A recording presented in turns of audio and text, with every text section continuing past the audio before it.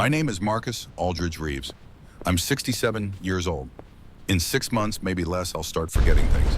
Small things at first, where I put my keys, what I ate for breakfast, the names of people I've known for decades. Alzheimer's, early onset, the doctor said. As if calling it early makes Let's it review better. the As if projections on the there's a good board. time for The your mind efficiency to metrics look dissolve like sugar promising. in But what water. about the risk They gave me factors? 2 This wave years, function describes maybe 3, probability. Any before the questions? memories go completely. Good. Now, Before let's I look in discuss the its mirror real-world and don't application. recognize the face staring back. So I'm recording this now, not for fame. God knows that ship sailed 40 years ago, not for recognition. I gave up on that the day they announced the Nobel Prize and my name wasn't on the list. I'm recording this because 50 years ago, I saw something most people will never see, something the universe doesn't want anyone to see. I watched particles trying to break free from their prison. I watched them fail. And for 40 years after that, I lived like one of those particles, isolated alone, convinced that separation was strength. I was wrong. The particles knew better than I did. They always did. This is the story of how I learned that. Too late for my career, too late for the accolades, but not too late for my life. I'm sitting in a nursing home right now, not because I can't take care of myself yet, but because it's easier. Because when I forget where I live, there will be people here who remember for me. The desk in front of me is covered with photographs, old photographs, black and white edges yellowed with time. There's one of me at 26 standing in front of a massive detector array at the Stanford Linear Accelerator Center. I'm smiling in that picture, genuinely smiling. I didn't smile much after that. There's another photo. Me and 12 other researchers, all of us crowded around a computer monitor, looking at data that would eventually help explain the fundamental structure of matter. My name was 8th on the paper we published, 8th out of 13. I told myself it didn't matter, that science wasn't about credit, about ego, about whose name came first. I was lying. Let me take you back before the bitterness, before the isolation, back to when I still believed I could change the world. 1979. I'm 22 years old, fresh out of MIT with a physics degree and enough arrogance to fill a lecture hall. The space race has been over for a decade. The country is recovering from economic crisis. And I'm trying to win a Nobel Prize before I turn 30. Particle physics is the frontier, the edge of human knowledge. We're smashing atoms together at higher and higher energies, watching them shatter into smaller and smaller pieces, trying to find the bottom. The fundamental building blocks, the pieces that can't be divided anymore. In 1964, a physicist named Murray Gell-Mann proposed something radical. He suggested that protons and neutrons, the particles that make up atomic nuclei, weren't fundamental at all. They were made of even smaller particles. He called them quarks. The name came from James Joyce's novel, Finnegan's Wake. 3 quarks for muster mark. It was brilliant, elegant, and completely unproven. Because nobody had ever seen a quark. Nobody could isolate one. They seemed to exist only inside larger particles, like prisoners who could be observed through the bars of their cells but never released. By the time I graduated from MIT, physicists were convinced quarks were real. Experiments at the Stanford Linear Accelerator Center in the late 60s had proven it. They'd fired electrons at protons at tremendous energies and watched the electrons bounce off hardpoint-like objects inside. The quarks were there, definitely there, but free quarks existing on their own outside of protons and neutrons. Nobody had ever seen one. Not once, and that's where I came in. My professor at MIT was a man named William Thorne, 63 years old, gentle voice, gray hair that stuck up at odd angles no matter how much he tried to comb it down. He'd worked with Enrico Fermi in the 40s, had stories about the Manhattan Project that he'd never tell. Just smiled and changed the subject when students asked. Professor Thorne taught quantum field theory, the mathematics of how particles interact, how forces work at the smallest scales. It was brutal. Half the class dropped out in the first month. The other half barely passed. I aced it. I remember sitting in his office one afternoon in my senior year, spring sunlight coming through the window, dust motes floating in the air like tiny galaxies. He was grading my final exam. I'd gotten every problem right except one, and I'd gotten that one wrong in an interesting way. Marcus, he said, not looking up from the paper. You have a gift. You see patterns other people miss. You make connections between concepts that seem unrelated. I waited. There was always a but with Professor Thorne. But you work alone too much. Science isn't a solo endeavor. It's collaborative, collective. The best discoveries come from teams, from people building on each other's ideas. I work better alone, I said. No distractions, no politics, just me and the math. He looked at me then, really looked at me, like he could see something in me that I couldn't see in myself. Be careful, Marcus. The universe doesn't reward isolation. Even particles, the smallest things we know, can't exist alone. Remember that. I nodded, but I didn't listen. 1983, I'm 26 years old. I've just been hired as a junior researcher at SLAC, the Stanford Linear Accelerator Center. 2 miles of particle accelerator cutting through the California hills like a perfectly straight scar. It's a dream job. I'm working on the PEEP accelerator, positron electron project. We collide electrons and their antimatter twins positrons at enormous energies. When they meet, they annihilate, pure matter becoming pure energy. And then that energy becomes matter again. New particles, quarks and antiquarks flying apart in opposite directions. Except they don't fly free. They can't. The moment a quark tries to escape, something extraordinary happens. The universe creates new quarks from pure energy. The original quark and the new quark bind together, immediately forming particles called mesons. And then those particles decay into other particles, creating sprays, jets of dozens of particles all flying in the same direction. We called them quark gluon jets, and they were my obsession. My job was to design algorithms for the detector array. The detector was massive, 20 tons of iron and electronics surrounding the collision point like a mechanical flower. When particles flew through it, they left traces, tiny electrical signals. My algorithms analyzed those signals, reconstructing what had happened in the collision. It was complex work, beautiful work. I was good at it, but I wasn't the only one working on it. There were 12 other researchers on the team, senior physicists, postdocs, graduate students, all of us contributing pieces to the same puzzle. The lead physicist was a woman named Catherine Hartwell, 47 years old, British accent, sharp mind. She'd been at SLAC since the 60s, had helped analyze the original deep inelastic scattering data that proved quarks existed. She'd been passed over for the Nobel Prize too, though she never talked about it. Catherine ran the team meetings. Every Monday morning, we'd gather in a conference room with whiteboards covering 3 walls. She'd assign tasks, review progress, coordinate, make sure we weren't duplicating work. I hated those meetings, not because they were boring, because they felt like time wasted. I could be working, running simulations, refining my algorithms. Instead, I was sitting in a room listening to other people describe their work. Marcus, Catherine said one Monday, "You've been making modifications to the jet finding algorithm without documenting them. The rest of the team needs to understand what you're doing." "It's technical," I said. "Optimization stuff doesn't affect the physics." "Everything affects the physics. Document it, share it, let others review it." I nodded. I didn't do it. I told myself I was being efficient. That documentation slowed me down. That the other researchers wouldn't understand the subtleties anyway. Really, I just wanted the credit. I wanted my name on the breakthrough. First author, primary contributor. I wanted what Professor Thorne had warned me about. October 1985, 2 years into my work at SLAC. We publish our first major paper. Observation of 3 jet events in electron-positron annihilation. 3 jet events. They were proof of something fundamental. When an electron and positron annihilated, they created a quark and an antiquark flying apart. That was 2 jets. But sometimes, not often, but sometimes one of the quarks radiated a gluon before it could turn into a jet. Gluons are the particles that carry the strong force, the force that binds quarks together. That gluon would create its own jet, 3 jets total, 2 from the quarks, 1 from the gluon. It was the first direct evidence that gluons were real physical particles, not just mathematical abstractions. It was important, Nobel Prize level important. The paper had 13 authors, listed alphabetically.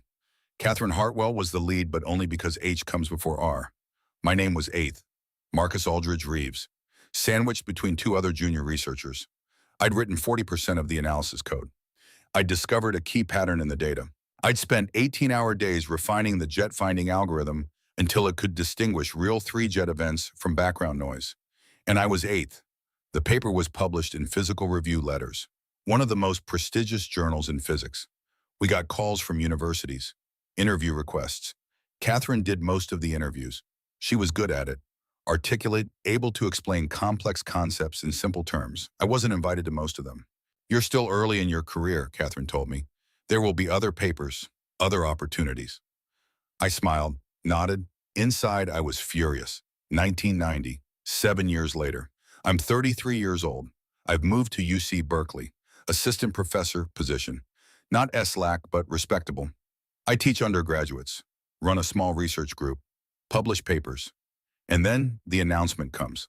The Nobel Prize in Physics, awarded to Jerome Friedman, Henry Kendall, and Richard Taylor, for their pioneering investigations concerning deep inelastic scattering of electrons on protons and bound neutrons, which have been of essential importance for the development of the quark model in particle physics. The experiments from 1968, the original experiments that proved quarks existed, the ones Catherine had worked on, the ones that laid the foundation for everything we did at CELAC in the 80s. 3 senior researchers, all men, all Americans, all deserving, and nobody else. Not Catherine, not the dozens of other researchers who'd contributed to those experiments, not the graduate students who'd run the equipment, not the postdocs who'd analyzed the data, just 3 names. I watched the announcement on television, alone in my apartment in Berkeley, the Nobel Committee representative reading the citation, the photographs of Friedman, Kendall, and Taylor, their accomplishments, their brilliance. And I thought about Catherine, about how she'd spent 25 years at SLAC, how she'd been there from the beginning, how her name was on dozens of papers. And I thought about me, about the 3-jet paper, about my algorithms, about my contributions. And I realized this was the future, no matter how good my work was, no matter how important my discoveries. I would always be 8th on the list, always the supporting player, never the star. That night I made a decision. From now on, I would work alone. The next 15 years were productive. I published 23 papers, all single author, theoretical work mostly, calculations, predictions, nothing requiring large experimental teams or billion-dollar accelerators. Good work, solid work. My papers were cited. Other physicists built on my ideas. I got tenure, I got grants, but I didn't get famous. I didn't get breakthroughs. I didn't get Nobel Prizes. Because the truth is, the big discoveries in particle physics don't come from individuals anymore. They come from collaborations, teams of hundreds or thousands of physicists working together. The Large Hadron Collider has 10,000 scientists. The LIGO gravitational wave detectors have 1,000. Even small experiments have dozens. Physics had moved on, and I was stuck in the past, convinced that solo work was purer, more authentic, more worthy of recognition. I was like a quark trying to exist on its own, fighting against the fundamental nature of reality. And reality doesn't lose. I didn't have friends, not real ones. Colleagues, yes. People I saw at conferences. People I emailed about research. But nobody I'd call at 2 in the morning. Nobody I'd share my fears with.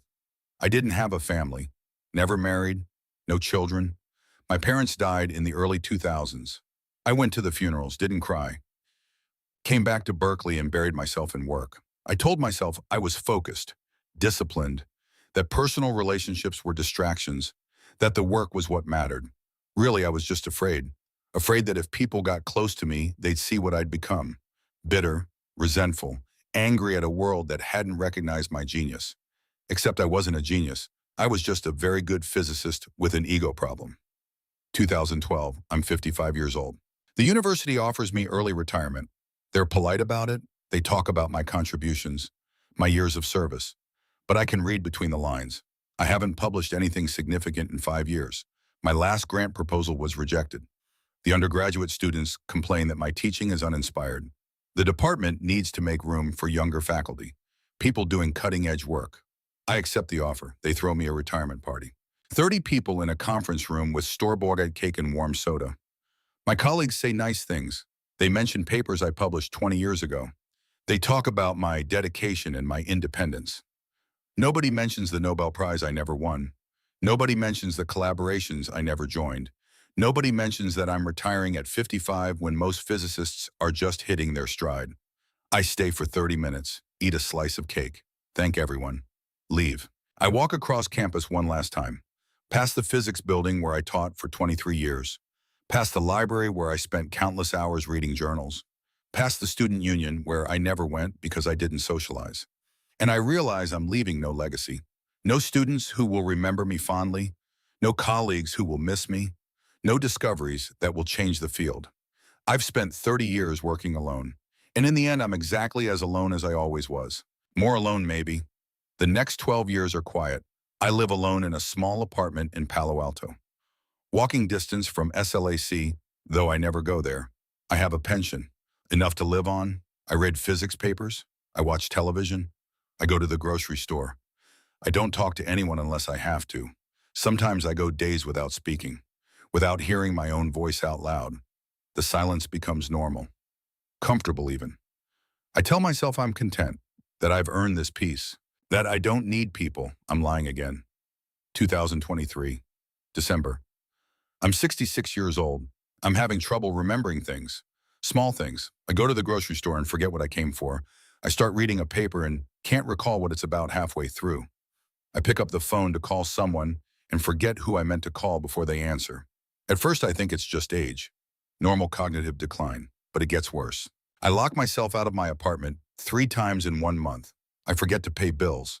I miss doctor's appointments. So I go see a neurologist. Dr. Amanda Wu, mid-40s, efficient, kind but not saccharine.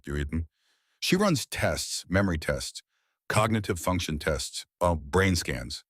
2 weeks later, I'm back in her office. She has the results on her computer screen. She doesn't smile. Mr. Reeves, I'm afraid the scans show early-stage Alzheimer's disease. I stare at her. The words don't process at first. Alzheimer's, the disease that steals memories, that turns people into shells of themselves. How long, I ask? It's difficult to say. The progression varies. But based on the scans and your symptoms, I'd estimate you have 2 to 3 years before significant memory loss. Maybe longer with medication. 2 to 3 years. Before I forget who I am, before I forget physics, before I forget everything I've spent my life learning. Is there anything I can do, I ask? She looks at me with something like pity. Medication can slow it down, but there's something else that helps. Social engagement, cognitive stimulation through interaction. Studies show that people with strong social networks experience slower cognitive decline. I almost laugh. I don't have a social network. Family, friends? No. Then you should build one. Join a club, volunteer, reconnect with old colleagues. Isolation accelerates cognitive decline. Mr. Reeves, connection helps protect the brain. I leave her office with a prescription and a pamphlet about Alzheimer's support groups. I throw the pamphlet in the trash on my way out. The next 6 months are bad. The forgetting accelerates. I forget the names of people I've known for years. I forget appointments. I get lost walking routes I've walked 1,000 times. I try the medication. It helps, but not much. The decline continues. And I'm terrified. Not of death. I've never been afraid of death. But of disappearing, of fading away while I'm still alive. Of becoming a stranger to myself. I think about Professor Thorne, about what he said 40 years ago. The universe doesn't reward isolation. He was right. He was right, and I was too arrogant to listen. And now it's too late. June 2024. I'm 67 years old. I've been living with Alzheimer's for 6 months. The disease is progressing, faster than the doctor predicted. And then I get an email. The subject line is interview requests, deep inelastic scattering history. I almost delete it. I get spam all the time. Academic spam, people wanting me to review papers, to join editorial boards. I ignore most of it, but something makes me open this one. Dear Dr. Reeves, my name is Yuki Tanaka. I'm a postdoctoral researcher at Stanford, and I'm working on a documentary project about the history of particle physics, specifically the people whose contributions have been overlooked or under-recognized. Your name appears on several important papers from the 1980s, including the seminal 3-jet paper. I'd like to interview you about your work, not just the technical details, but your experience, what it was like to be part of those discoveries. I know this is an unusual request, but I believe your story is important. Would you be willing to meet? It would be an hour at most. Sincerely, Dr. Yuki Tanaka. I read it 3 times. An unusual request, that's an understatement. Nobody cares about junior researchers from 40 years ago. Nobody wants to hear about the people who didn't win Nobel Prizes. This is probably a pity project. Some well-meaning young academic trying to make old people feel important. I should delete it. I should go back to my quiet apartment in my quiet life and wait for my mind to dissolve. But I think about the Alzheimer's, about how in a year or 2 I won't remember any of this. Won't remember Slack. Won't remember the 3-jet paper. Won't remember what it felt like to see quarks trying to break free. And I think maybe it's worth recording. Maybe someone should know, even if it's just one person, even if it doesn't matter. So I reply, Dr. Tanaka, I can meet you, but I should tell you up front, I have Alzheimer's disease. Early stage but progressing. My memory isn't what it was. I might not be the most reliable source. If you still want to talk, I'm available most afternoons. Marcus Reeves, I hit send before I can change my mind. 2 days later, there's a knock on my apartment door. I open it.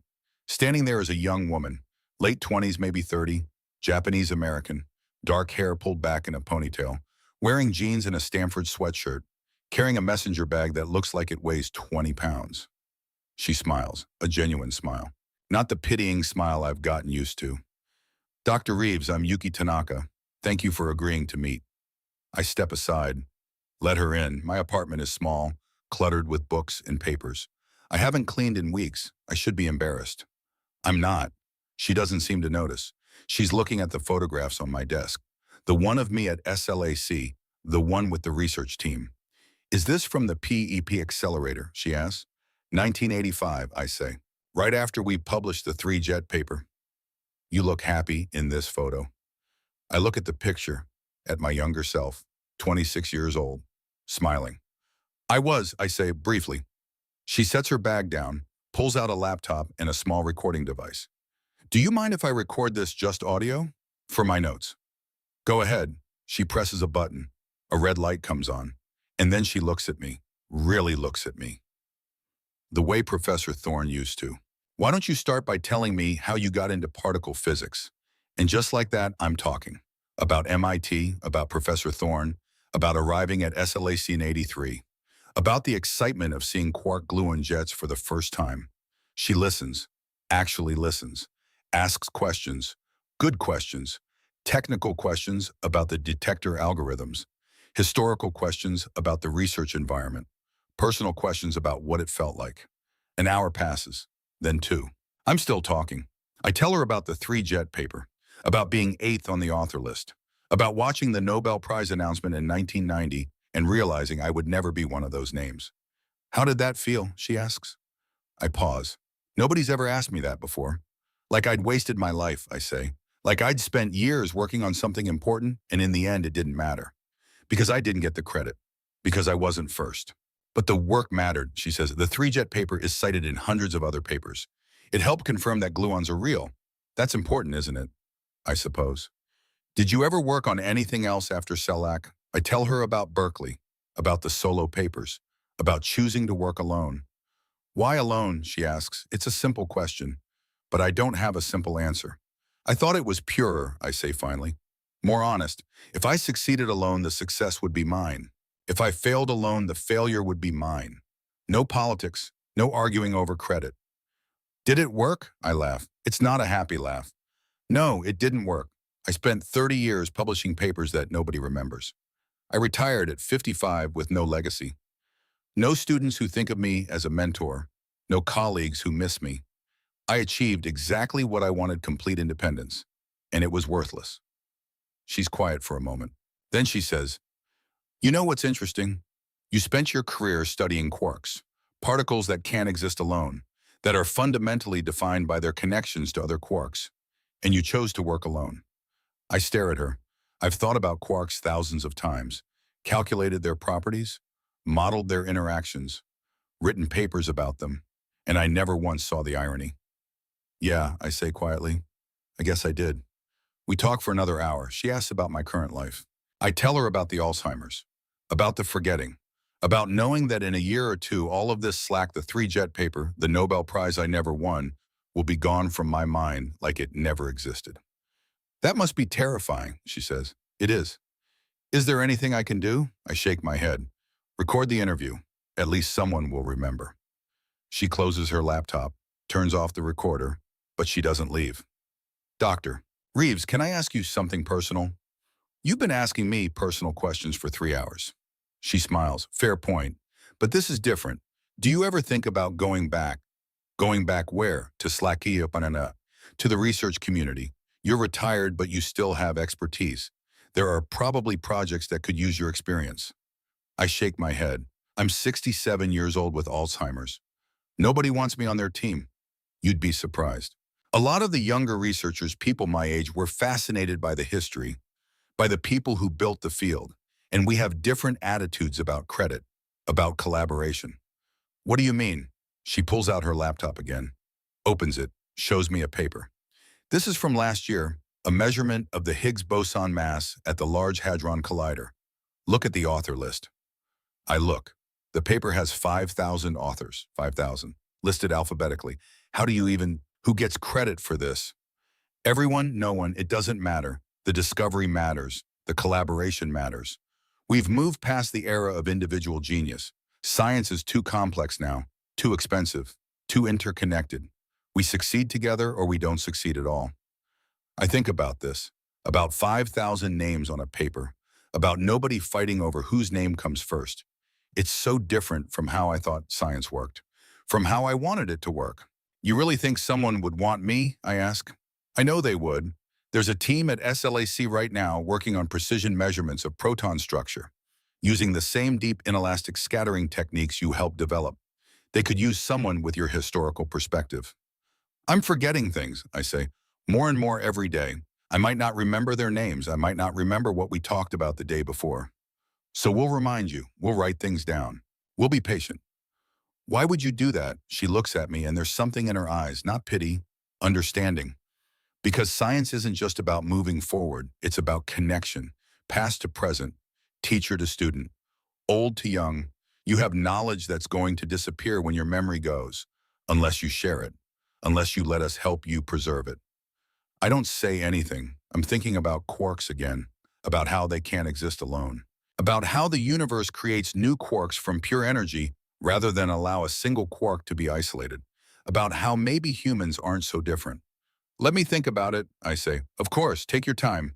She hands me a card, her name, her email, her phone number. Call me whenever you're ready, or if you just want to talk. She packs up her equipment, heads for the door, then she stops. Dr. Reeves, can I tell you something? Sure. Reading your papers, the three-jet paper especially, that's what made me want to study particle physics. I was an undergrad at Berkeley. I found that paper in the library, and I thought this is beautiful. This is how the universe works. Someone figured this out and they wrote it down and now I can understand it too. She smiles. You did matter. Your work mattered. It still does. And then she's gone. I stand in my apartment holding her card, thinking about 5,000 names on a paper, about collaboration, about connection, about the fact that I've spent 40 years doing everything wrong, and about the fact that I might just maybe have time to do something right. I don't call Yuki for 3 weeks. The card sits on my desk, white cardstock with embossed Stanford logo, her name in clean sans serif font. I pick it up sometimes, turn it over in my hands, put it back down. I'm afraid, not of the work, not of the physics. I'm afraid of being exposed, of walking into Slack and having everyone see what I've become, a bitter old man who wasted his career on pride, a forgotten researcher whose brain is dissolving day by day. I'm afraid they'll pity me. Worse, I'm afraid they won't care at all. July. The forgetting gets worse. I go to the grocery store, stand in front of the dairy section for 10 minutes trying to remember what I came for. A woman asks if I'm okay. I tell her I'm fine. I leave without buying anything. I forget my neighbor's name, the one who's lived next door for 8 years. He says hello in the hallway. I smile and nod. Don't use his name because I can't remember it. I missed taking my medication for 3 days straight. Only realize it when I see the pill organizer still full on Tuesday. I'm losing myself bit by bit, and there's nothing I can do to stop it. One night I wake up at 3 in the morning, disoriented. Don't know where I am for a few seconds. The panic is visceral, physical. My heart pounds, my hands shake, and I think this is it. This is what the next 2 years will be. Waking up confused, forgetting more and more, until one day I wake up and I don't know my own name. I can't do this alone. The next morning I call Yuki. She answers on the second ring. Dr. Reeves, I've been thinking about your offer, about going back to SLAC. And I pause. Pride is still there, still telling me to hang up, to stay isolated, and to protect what's left of my dignity. But I'm so tired of listening to pride. I'd like to visit, if the offer's still open. Of course it is. Whenever, I'm retired. I have nothing but time. She laughs, not unkindly. How about Thursday? I'll pick you up. 10 o'clock. Okay. Dr. Reeves. Yes. Thank you for saying yes. After I hang up, I sit at my desk for a long time, looking at the old photographs, Me at 26, smiling, convinced I was going to change the world. I wonder what that young man would think of me now. Thursday morning, 10 o'clock exactly. There's a knock on my door. Yuki is wearing the same Stanford sweatshirt, different jeans. She's carrying 2 cups of coffee. Thought you might need this, she says, handing me one. The drive to Slack takes 20 minutes. I know the route, used to drive it 5 days a week. But everything looks different now. New buildings, new roads. Like the landscape aged while I wasn't paying attention. We pull up to the security gate. Yuki shows her badge. The guard looks at me. He's with me, Yuki says. Dr. Marcus Reeves, retired staff. The guard checks his computer, nods, waves us through. And just like that, I'm back. SLAC hasn't changed as much as I feared. The main accelerator is still there. 2 miles of tunnel cutting through the hills. The research buildings are newer, shinier, but the layout is familiar. Yuki parks near the detector lab. We get out. The California sun is bright, hot. I shield my eyes. The team is meeting at 11, Yuki says. I thought we could walk around first. Let you reorient. We walk, past buildings I recognize, past buildings that didn't exist when I worked here. The air smells the same. That particular mix of electronics and eucalyptus trees and whatever they use to clean the linoleum floors. I'm surprised how much I've missed it. We end up at the control room for the modern detector. It's nothing like the one I worked with. The old consoles with their analog dials and chart recorders are gone, replaced by arrays of flat-screen monitors, everything digital, everything networked. 3 people are inside, young, late 20s, early 30s. They look up when we enter. Everyone, Yuki says, this is Dr. Marcus Reeves. He worked on the PIP detector in the 80s, the 3-jet paper. That was his team. One of them, a woman with short, dark hair and glasses, stands up so fast her chair rolls backward. The Reeves algorithm, she says. You're that Reeves. I blink. You know my work. Know it, we teach it. Every graduate student in experimental particle physics learns the Reeves correction factors. You wrote that paper in, what, 1986, 87, I say quietly. She comes over, extends her hand. Dr. Maria Santos, detector specialist. It's an honor. The other 2 introduce themselves. James Park, computational physicist, thin, Korean-American, probably 30, and Robert Sullivan, theorist. Younger than the others, maybe 28, British accent. Dr. Reeves, Maria is looking at me with concern. Are you okay? Fine, sorry, it's been a long time since I've been here. Would you like to see what we're working on, James asks. They show me everything. The current project is a precision measurement of proton radius using muon scattering. Muons are like heavy electrons. When you fire them at protons, they scatter differently than electrons do. The pattern of scattering tells you the proton size. It sounds simple. It's not. The proton is tiny, about 1 femtometer across. That's 1/quadrillionth of a meter. Measuring something that small requires extraordinary precision. Every systematic error has to be accounted for. Every background signal has to be subtracted. They're stuck. The detector response is inconsistent, Maria explains. She brings up a graph on one of the monitors. Look at this. We calibrate using cosmic ray muons, but the baseline drifts day to day, sometimes hour to hour. I look at the graph. It's familiar. Too familiar. You're calibrating during the day, I ask. Yeah. Why, Papa? Cosmic ray flux changes with atmospheric pressure, temperature, time of day. We had the same problem in the 80s. You need to calibrate at night, same time every night, control for atmospheric variables. James is already typing, pulling up data. Holy shit, look at this correlation. The graph changes. The drift pattern aligns perfectly with atmospheric pressure changes. How did we miss this, Robert asks. You didn't miss it, I say. You just haven't been doing this long enough to see the pattern. I spent 3 years debugging cosmic ray calibrations. You learn the tricks. Maria is staring at me. Can you show us the calibration procedure you used? I can try. My memory isn't what it was, but I'll write down what I remember. Dr. Reeves, James says, would you consider joining the team officially? We could really use your expertise.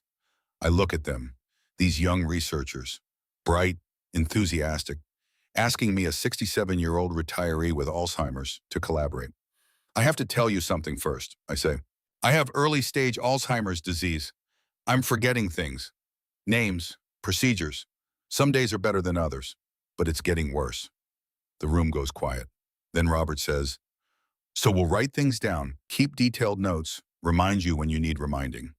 Why would you do that? Maria smiles. Because you just solved a problem we've been stuck on for 3 months in 5 minutes. That's worth a little patience. I start coming to Slack 3 days a week. At first, I'm just a consultant. I sit in on meetings, look at data, make suggestions based on experience. Little things, calibration procedures, signal processing tricks, ways to reduce background noise. But gradually it becomes more. James teaches me the new computational methods, machine learning algorithms for pattern recognition, Bayesian inference for uncertainty quantification, techniques that didn't exist when I retired. I'm slow. My brain doesn't absorb new information the way it used to, but James is patient. He explains things twice, 3 times, doesn't get frustrated. You taught me something yesterday, he says one afternoon, about systematic errors in detector timing. I'd never thought about it that way. Now I'm teaching you about neural networks. We're even. Maria shows me the new detector technology, silicon pixel detectors, time projection chambers, calorimeters with resolution. I couldn't have imagined in the 80s. The principles are the same, she says. Just the implementation is different. You understand the principles better than anyone. Robert and I argue about theory. He's convinced that lattice QCD quantum chromodynamics on a computational grid can predict proton structure from first principles. I'm skeptical, too many approximations. Give it time, he says. In 10 years, we'll be able to calculate everything. No experiments needed. I'll believe it when I see it, I say. Fair, but you might not see it. No offense. None taken, I probably won't. It's the first time I've joked about the Alzheimer's. It feels strange, but also freeing. August, 1 month after I started coming back. We're in the control room, running test measurements. The muon beam is on, data streaming in. Maria is monitoring the detector. James is watching the computational pipeline. Robert is checking the theoretical predictions. I'm just observing, trying to understand the new workflow. Then something happens. The detector starts showing anomalous signals. High energy hits in the wrong places, too many of them. The data doesn't make sense. Shut it down, Maria says. Something's wrong with the detector. James kills the beam. The signals stop. Could be a hardware failure, Maria says. Maybe one of the silicon modules is malfunctioning. They start running diagnostics, checking voltages, looking at individual detector channels. I'm watching the data on the screen. Something about the pattern is familiar. Can you bring up the signal timestamps, I ask? James does. The anomalous hits are clustered, bursts every few seconds. What's the frequency, I ask.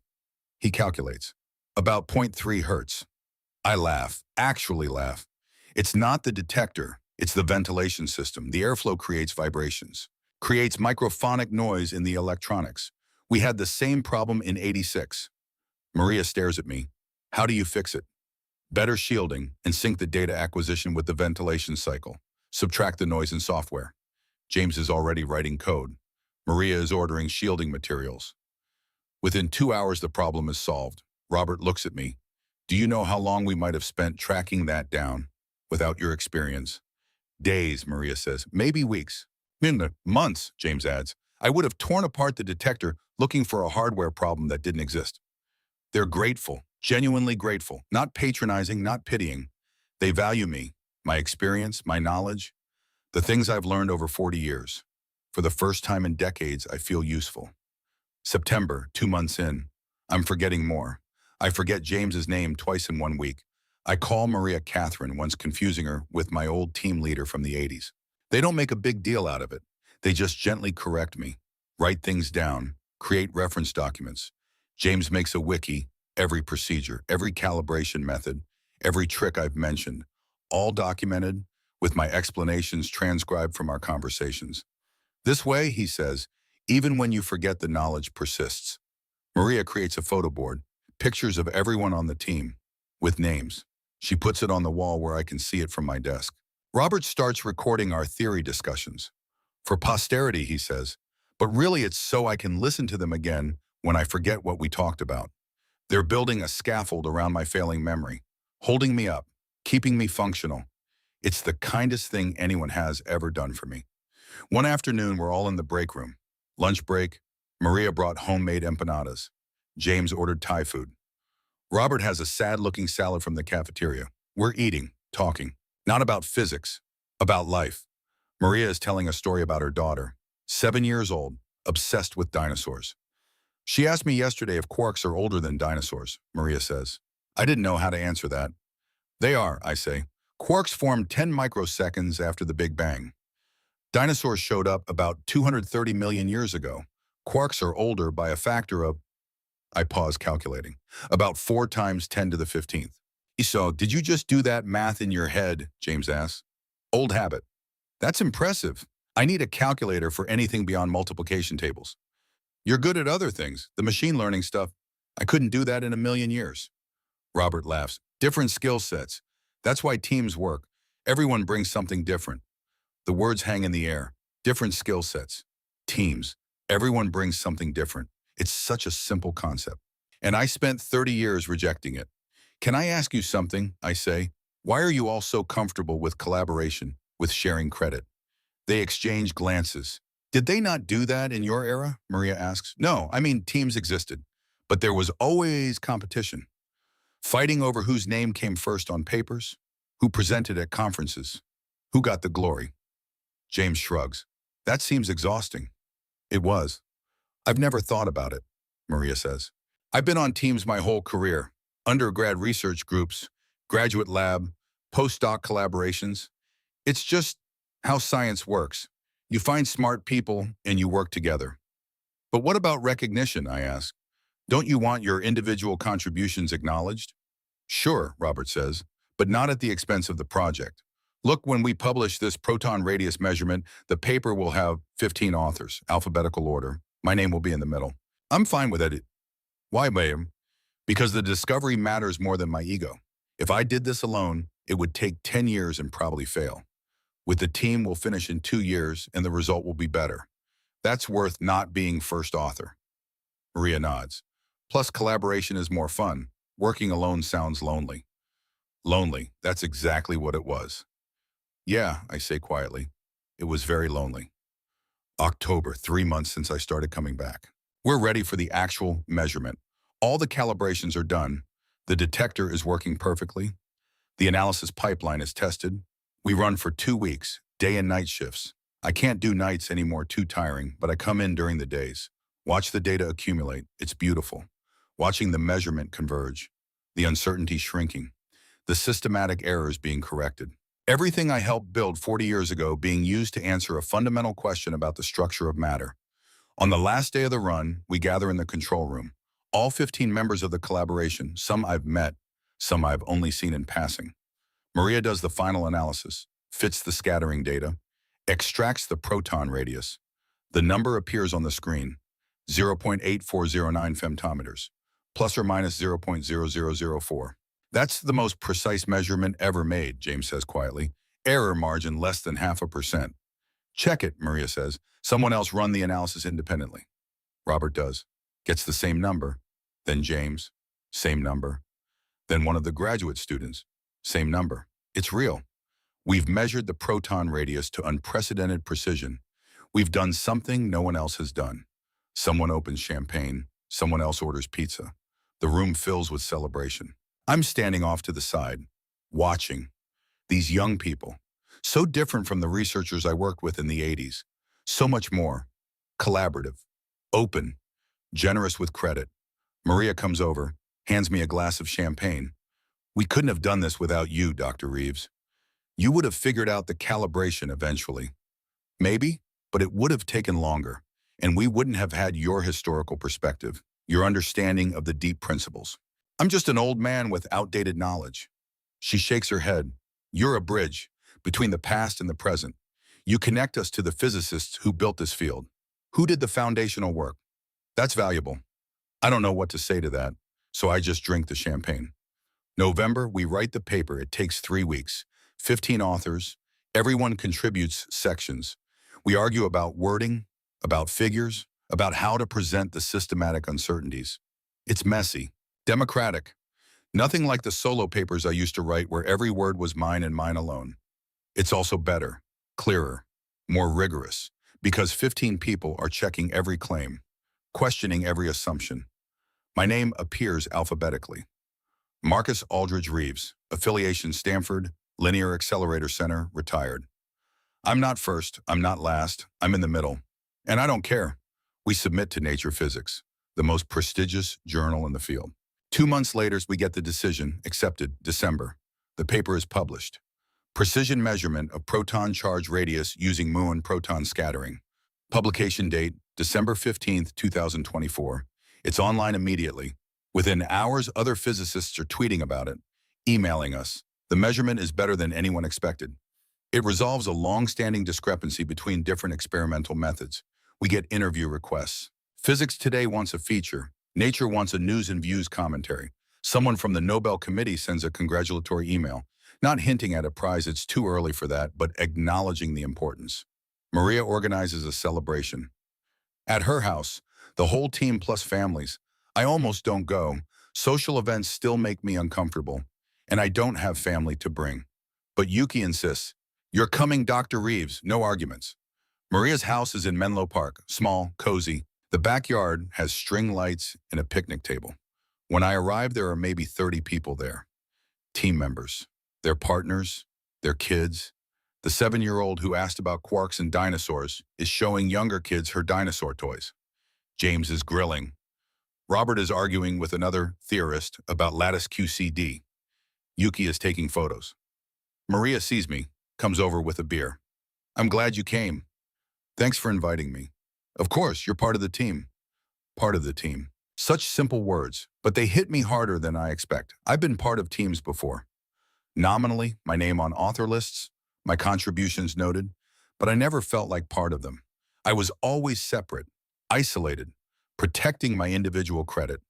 This is different. Dr. Reeves, it's one of the graduate students, young man, maybe 25. "Can I ask you about something?" "Sure. I'm working on my dissertation, using detector techniques from the 1980s. But I'm having trouble understanding some of the original papers. The notation is different. Would you mind looking at it sometime?" "Of course." "Really, I know you're retired and dealing with, it's okay, you can say it. I have Alzheimer's. It's not a secret." "Right, so I wasn't sure if you'd want to take on new projects." I think about this, about the fact that I might not remember him next week, might not remember his project, might not be able to help. But I also think about the wiki James made, the documentation, the way this team captures knowledge and preserves it. "Let's do this," I say.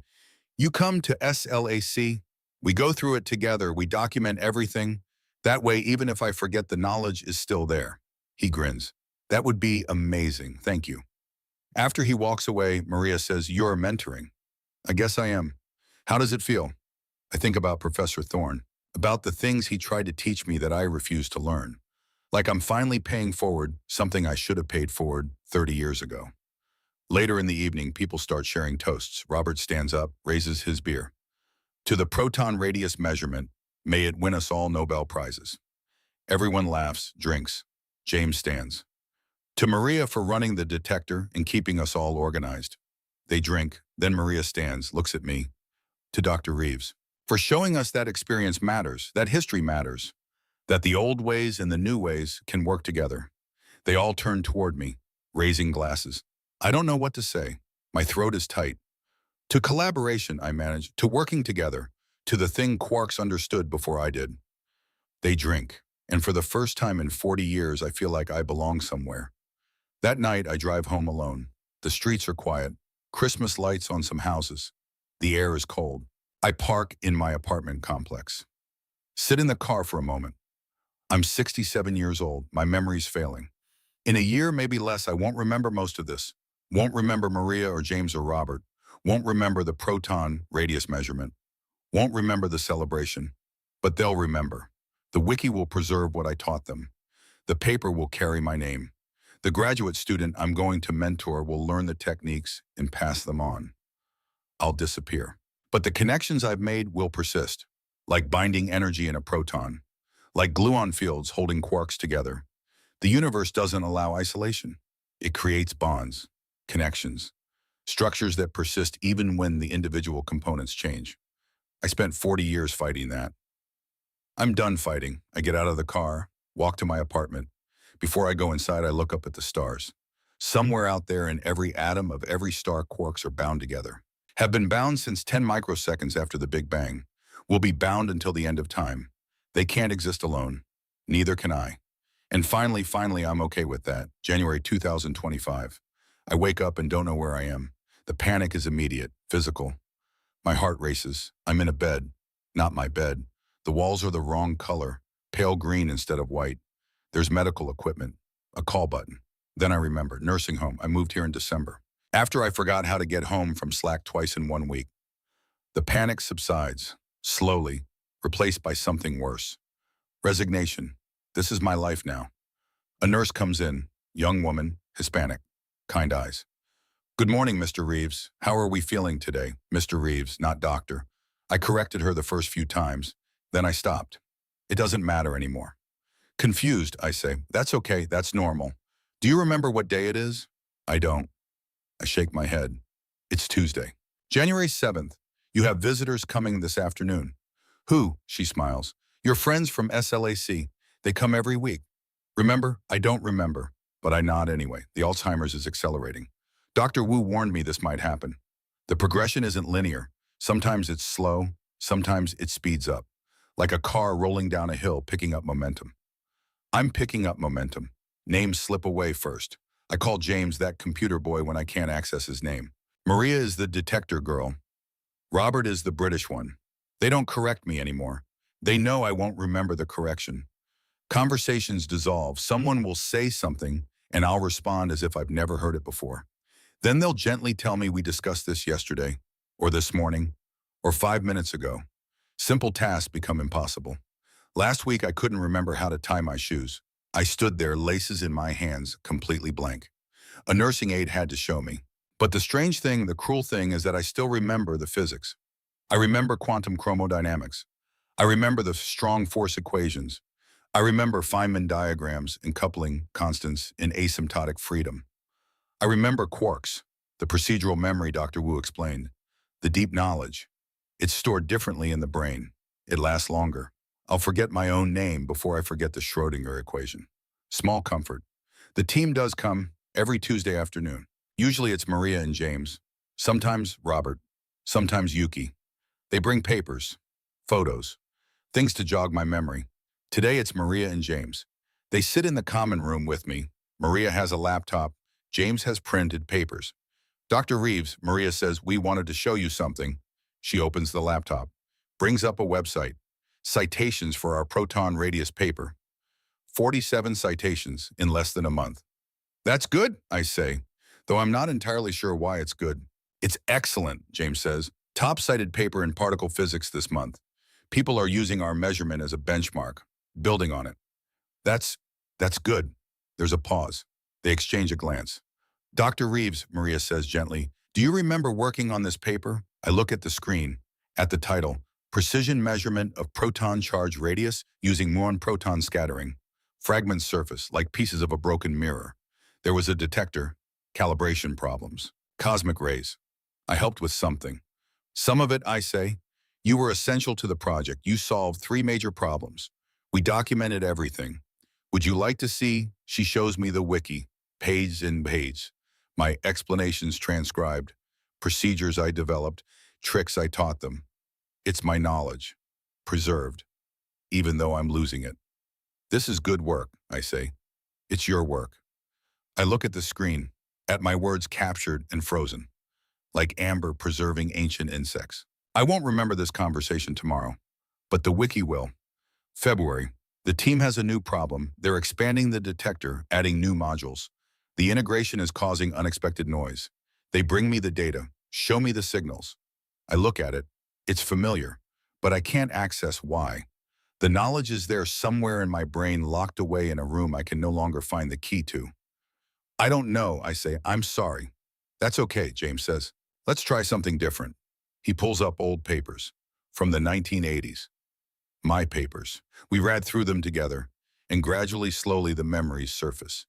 This, I say, pointing to a graph. We had this problem in '86. It was grounding. The detector modules weren't properly grounded. James's eyes light up. Grounding, of course. They check. I'm right. They fix it. How did you remember that? Maria asks. I don't know. It's like the information is locked in a room I can't access. But if someone shows me the door, then we'll keep showing you doors, she says. They establish a routine. Every Tuesday they visit. Bring problems. Bring old papers. Use the papers as keys to unlock my memory. It works. Sometimes. Other times I can't help. Can't access the knowledge even with prompts. Those times are hard. I feel useless. Broken. But they never make me feel that way. They just thank me for trying. Show me photos. Tell me stories about what I taught them. Last week, James says we hired a new graduate student. From Berkeley, I taught her the Reeves correction factors. Used your original paper. She said it was the clearest explanation she'd ever read. I wrote that. You did, 1987. I don't remember writing it, but I believe him. March, Maria brings her daughter, the 7-year-old, Sophie. Dr. Reeves, this is Sophie. Sophie, this is Dr. Reeves. He's a scientist. He studies the smallest things in the universe. Sophie looks at me with huge brown eyes. Smaller than ants? Much smaller. Smaller than bacteria. Smaller than atoms. What's an atom? I try to explain. Atoms, protons, quarks, but the words get jumbled. I can see the concepts in my head, but I can't translate them to language. Maria helps. Together we explain. Sophie listens fascinated. So everything is made of these tiny, tiny things. Yes, even me, even you. And they stick together. They have to. They can't be alone. Sophie thinks about this. Like how I don't like being alone. I always want mommy or daddy with me. Exactly like that, Maria says. After they leave, I sit in the common room for a long time, thinking about Sophie's question. Even particles don't like being alone. Even at the most fundamental level of reality, connection is necessary. I spent 40 years trying to be alone, trying to be a free quark, independent, isolated. The universe told me it was impossible. I finally listened. Too late, but I listened. Ring. The team makes a decision. They're sitting in my room, all of them, this time. Maria, James, Robert, Yuki, plus 2 others I don't recognize. But Maria says I know them. Dr. Reeves, Maria says, we want to do something, and we wanted to ask your permission. Okay. We want to establish a fellowship at SLAC for retired physicists who want to return to research. Part-time, collaborative, a way to combat isolation and preserve expertise. The words swim together. I'm trying to follow. We're calling it the Reeves Fellowship, James says, named after you. Why Bazi? Because you showed us this is possible, that bringing back retired researchers creates value for them and for us. We want to make it official, funded, sustainable. Robert adds, we've raised $50,000, initial funding from private donors. Some of the senior faculty contributed. Some tech companies. It's enough for 3 fellows per year. 6-month appointments. I don't know what to say. Say yes, Yuki says. Let us do this. I look at them, these young people, these brilliant, generous people who took a bitter old man and gave him a purpose, who preserved his knowledge, who made him feel valuable. Yes, I say. They announce it at a department colloquium. I'm there in the front row, wearing a suit I haven't worn in years.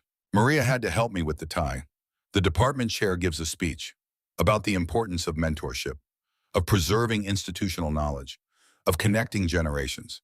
Then he talks about me, about my contributions to particle physics, about the 3-jet paper, about the detector algorithms, about how I came back after retirement and helped solve critical problems. He makes me sound important. I'm not sure if I deserve it, but it feels good anyway. They present me with a plaque. The Marcus Aldridge Reeves Fellowship for Collaborative Research. Everyone applauds. Standing ovation. I stand at the podium, supposed to say something, but the words won't come.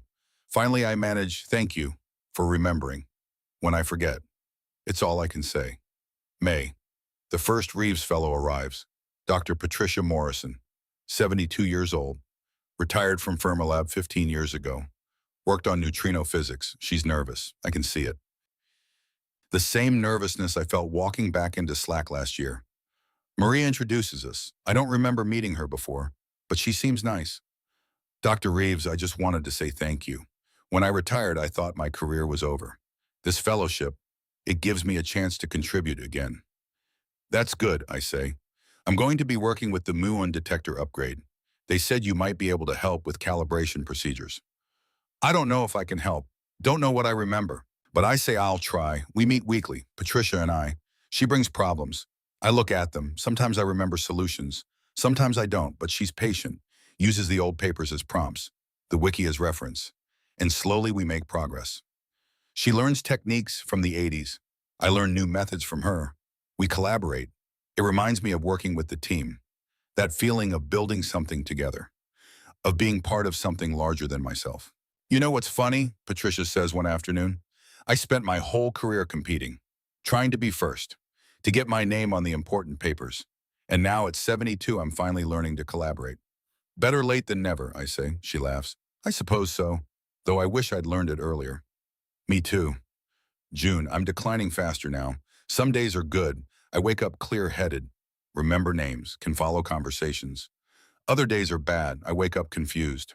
Don't know where I am, can't remember why these people keep visiting me. The team adjusts. On good days, we work.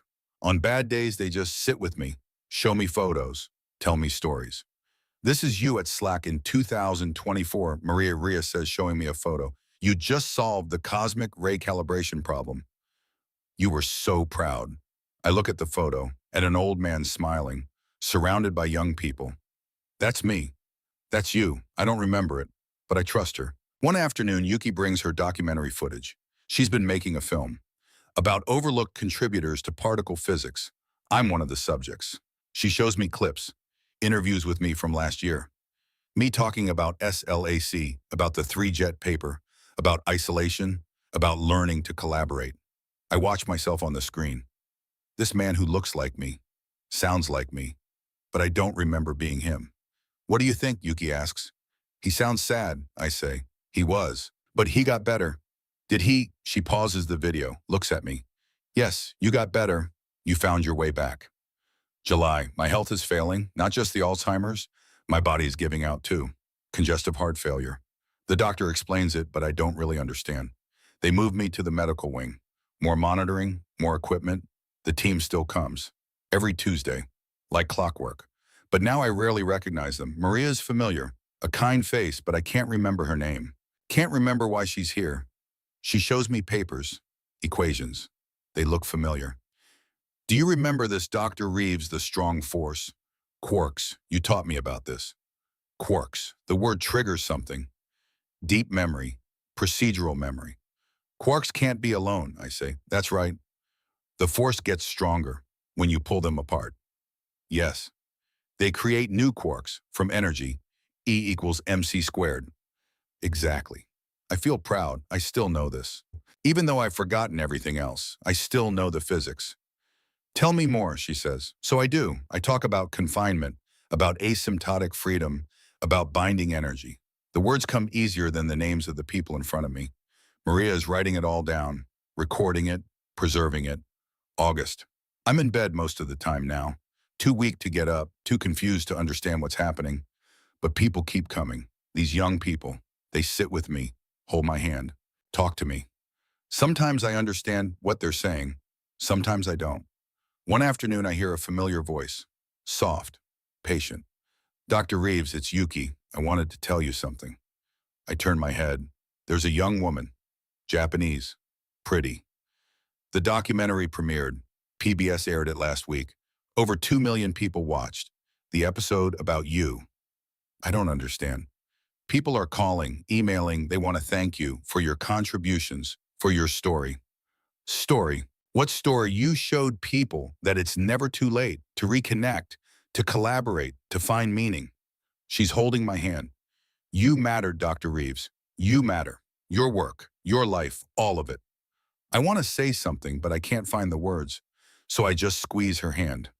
One morning I wake up with unusual clarity. It's rare now, these moments of lucidity. But when they come, they're precious. I'm in a hospital bed, medical equipment beeping, morning light through the window. And I remember, not everything, but enough. SLAC, the team, the proton radius measurement, the fellowship, the return from isolation. I remember choosing to come back, to collaborate, to be part of something larger than myself. I remember finally understanding what the Quarks knew all along. A nurse comes in. Mr. Reeves, are you awake? Yes. Your friends called. They're coming to visit this afternoon. Good, that's good. I lie there watching the sunlight move across the wall, thinking about particles, about quarks bound together since the first microsecond of the universe, held by forces that get stronger with distance, creating new matter rather than allowing isolation, about protons where 99% of the mass is binding energy, the energy of connection. About myself, held together these last months by the people around me, their patience, their kindness, their refusal to let me disappear alone, the binding energy of humanity. It's not a metaphor, it's real as glue-on fields. We need each other to exist, to have meaning, to persist. I fought that truth for 40 years. I'm grateful I stopped fighting. They come that afternoon, Maria, James, Robert, Yuki, Patricia the Reeves fellow. They gather around my bed, tell me about their work, about papers they're writing, about problems they're solving. I can't follow most of it. The words swim together. But I understand the important part. They're working together, building on each other's ideas, creating something none of them could create alone. Dr. Reeves, Maria says, we wanted you to know. The second Reeves Fellow is starting next month. Dr. Harold Kim, retired from MIT. He's excited to join. And the third fellow will start in January, James adds. Dr. Lisa Anderson. She worked on the early LHC experiments. The fellowship is working, growing, creating connections. My legacy, not a Nobel Prize. Not a famous discovery, but this, a program that brings people together, that fights isolation, that preserves knowledge. It's better than a Nobel Prize. Thank you, I whisper. For what, Robert asks. For not giving up on me. Maria's eyes fill with tears. You didn't give up on yourself. That's what mattered. September, I'm drifting. Sometimes I'm aware, sometimes I'm not. The team is here. I think voices, familiar voices. Someone is holding my hand, reading something. It's a paper.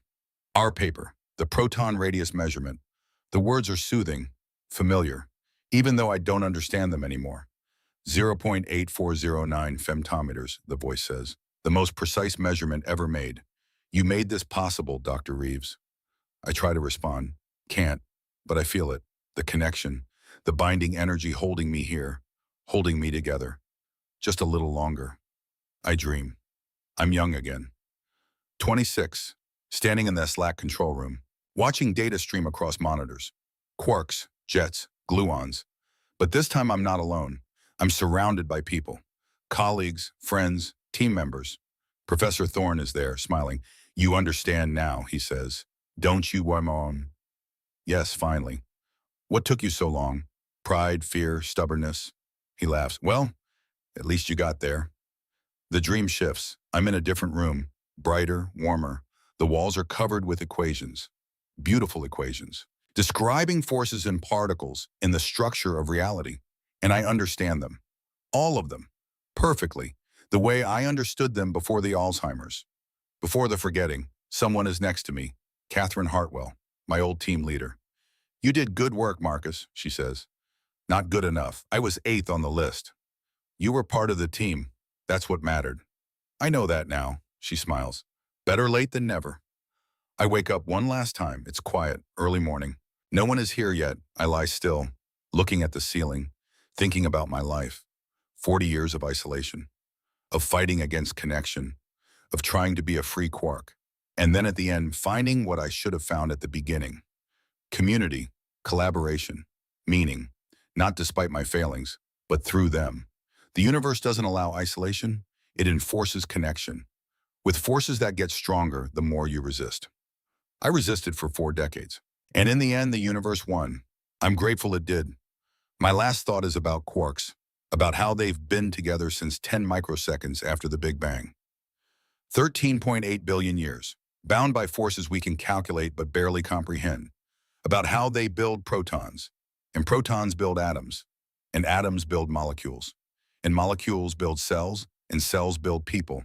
About how I'm made of quarks, trillions of them, every single one confined, connected, part of something larger.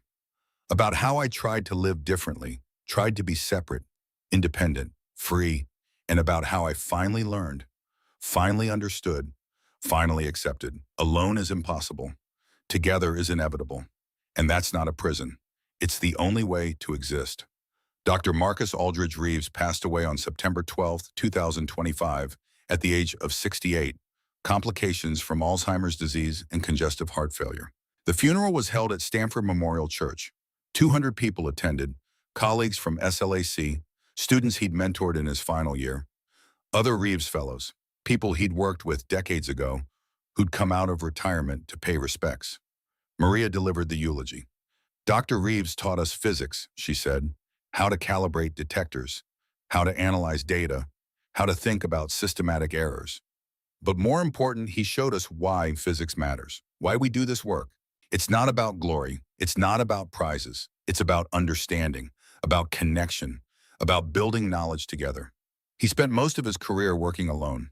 He told me once that he regretted it, that he'd wasted years fighting against something the universe tried to teach him. But in the end, he learned. He came back. He joined us. And in doing so, he created something that will last long after any of us are gone. A fellowship, a community, a legacy of collaboration. The Reeves Fellowship has already supported 5 retired physicists in returning to research. It's created 7 papers, solved dozens of problems, and most important, it's built connections between old and young, between past and present, between people who might otherwise have been isolated. Dr. Reeves's atoms will scatter, return to the universe, be recycled into stars and planets, and maybe eventually other people. But the connections he made, the knowledge he shared, the community he helped build, those persist. Those endure. Like binding energy in a proton, like gluon fields holding quarks together. Marcus Aldridge Reeves understood finally that isolation isn't strength, connection is. And he leaves us with that lesson, that gift. We'll remember him, we'll continue his work, and we'll never let anyone face the darkness alone. Because that's what he taught us. That's what the quarks teach us. Together is the only way to exist. 3 years later, September 2028, the Reeves Fellowship has expanded, funding from the National Science Foundation, corporate sponsors, 20 fellows per year now, at institutions across the country, SLACT, Fermilab, Berkeley, MIT, Princeton, Brookhaven, retired physicists returning to research, contributing expertise, mentoring young researchers, building connections. Patricia Barson, the first Reeves Fellow, is still there, now helping administer the program, recruiting new fellows, ensuring the mission continues. Maria Santos is an associate professor now, leading her own research group, but she still teaches the Reeves correction factors, still tells her students about the man who came back. James Park developed the wiki into a full platform. The Institutional Knowledge Preservation System, used by labs worldwide to capture expertise from retiring scientists. Robert Sullivan moved to CERN, working on the high-luminosity LHC upgrade. He mentions Marcus Reeves in his talk sometimes, the physicist who understood that collaboration beats competition. Yuki Tanaka's documentary won awards, sparked conversations about recognition in science, about the people who don't win Nobel Prizes but make Nobel Prizes possible. And Sophie Maria's daughter, now 10, wants to be a physicist. She tells people it's because of Dr. Reeves, the old man who explained that everything, even her, is made of things that can't be alone. In the archives at SLAC, there's a box, documents from Marcus Aldridge Reeves's final year. The wiki entries, transcripts of conversations, procedures he taught, problems he solved, his knowledge preserved, and a video, recorded 3 months before he died. One of his last lucid moments. In it, he's sitting in the nursing home, wearing a cardigan, looking tired but present. Yuki is asking him a question. Dr. Reeves, if you could go back and tell your younger self one thing, the Marcus Reeves who worked at SLAC in the 1980s, what would you say? He thinks for a long moment. Then he says, I'd tell him what the quarks know, what the universe has been trying to teach us since the beginning. You can't exist alone. It's not possible. Not for particles. Not for people. Isolation isn't strength. It's fighting against the fundamental structure of reality. And reality doesn't lose. The binding energy, the force that holds quarks together, that's 99% of what we are. The connections, the relationships, the bonds. I spent 40 years trying to be the 1%, the isolated particle, the free quark. I was wrong. Be the 99%, be the binding energy, be the force that brings things together. Because in the end, when everything else fades, when your memory fails, when your body gives out, when your work is forgotten, the connections remain. The people you helped, the knowledge you shared, the community you built. That's what persists. That's what matters. Together is the only way to exist. The video ends, but the message continues. In every Reeves Fellow who returns to research, in every collaboration that forms, in every young physicist who learns that science is about connection, not competition. Marcus Aldridge Reeves spent 40 years learning what quarks knew all along, And in learning it, he taught it to others. That's his legacy. Not a Nobel Prize, not a famous discovery, but something better, a truth about the universe and about ourselves. Alone is impossible. Together is inevitable. And that's not a prison. It's the foundation of everything.